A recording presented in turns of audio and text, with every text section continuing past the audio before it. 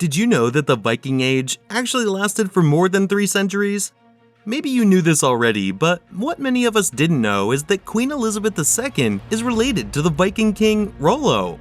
Rolo, sometimes known as Robert I, is estimated to have lived between 846 and 931 AD and was the first ruler of a Viking settlement in France that later became Normandy.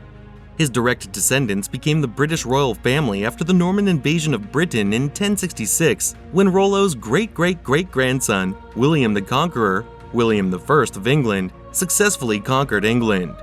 William the Conqueror's direct descendants include current Queen Elizabeth II. Now, let's explore the Norse Warriors' humble beginnings in Scandinavia to their far-flung conquests across Europe and even into North America. Between the year 800 until the 11th century, a large number of Scandinavians departed their homelands to seek their fortunes abroad. These maritime warriors, known collectively as Vikings or Norsemen, started by invading coastal places in the British Isles, particularly undefended monasteries. They would leave their imprint as pirates, raiders, merchants, and settlers on most of Britain and the European continent, as well as sections of modern-day Russia, Iceland, Greenland, and Newfoundland during the following 3 centuries. The Postgrad Chronicles claims that there is a lot of legend around the Viking torture techniques that blurs the line between reality and fiction. The extent to which certain contemporaneous accounts of Vikings are dramatized is unknown, but the stories are evidence of how inventive they must have been when it came to torturing those who disobeyed them. Let's start with the Blood Eagle first.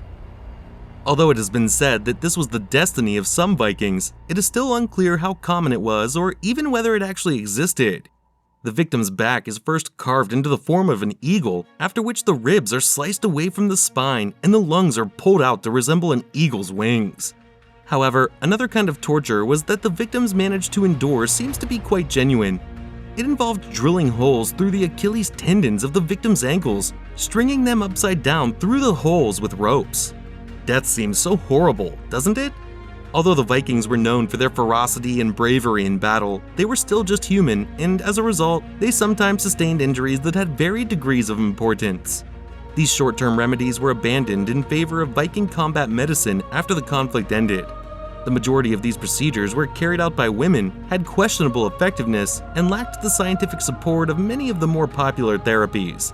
One such procedure was feeding the injured soldier a stew consisting of leeks, onions, and herbs before smelling the wound to address the soldier's prognosis. The wound was deadly if the healer could smell the smell of the soup emerging from inside. In the aforementioned tale of Thormod, he declined the soup when it was presented and asked the nurse to use pincers to cut into his wound and find the arrowhead within. The utilization of blood from a wound to ascertain the kind of damage was another cruel medical procedure. In the Erbygja saga, Snorri Goy eats the crimson snow left behind by his victim while pursuing the wounded Bergor. Snorri decides against going on the pointless quest after realizing the blood came from a deadly and terrible inside wound. Additionally, magic was employed to treat injuries incurred during a battle. The Cormac's epic describes how a bull was sacrificed on top of a hill, and its slaughtered flesh was offered as a gift to elves who were said to reside in the hills in exchange for the recovery of Orvar. You must be wondering what led the Vikings to success. The English people feared the Vikings because they saw them as barbarians. The fact that they might have been attacked at any moment gripped the populace, causing fear. The element of surprise belonged to the Vikings. The English were poorly organized, which allowed the Vikings to invade and conquer a settlement in less than a day thanks to their swift ships. The Norsemen never engaged the other kingdoms in a fair fight because of the surprise invasions. How effective would they really be if they engaged in a fair fight? The rich culture and religion of the Vikings were what gave them an advantage. Their religion had a significant role in maintaining the Viking mindset. They thought that after they pass away, they become genuine warriors and pass through the gates of Valhalla. The Vikings adhered fervently to their faith. These ideas inspired the Vikings to fight valiantly until the latter end and to pass away dignifiedly. The Vikings lost their terror due to the concept of an afterlife. While the objective of their adversaries would be to survive and go back home, the Vikings also had a modest physical advantage. They outclassed their rivals in terms of physical strength and modest height advantage. They used very primitive equipment. They fought with axes, swords, spears, and round shields. The sea axe was the name of their renowned blade. Their armor was not as sophisticated. It was made of leather-covered fabric, a helmet, lamellar, and chainmail.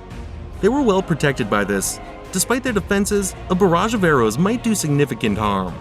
There are several factors to take into account that provided the Vikings an advantage over their adversary, despite the fact that they may have been considered sophisticated for their period. Now, let's talk about some of the famous Viking characters. First, we have Ivar the Boneless. The majority of our knowledge about Ivar the Boneless comes from folklore. Ivar, who was said to be Ragnar Lothbrok's youngest son, acquired his nickname because of an alleged medical problem that rendered his bones brittle and easily broken. It is astonishing that he was able to develop the reputation of a fierce fighter while having such a disease. The Norse sagas describe him as often leading his brothers into combat while perched on a shield or stretcher and brandishing a bow.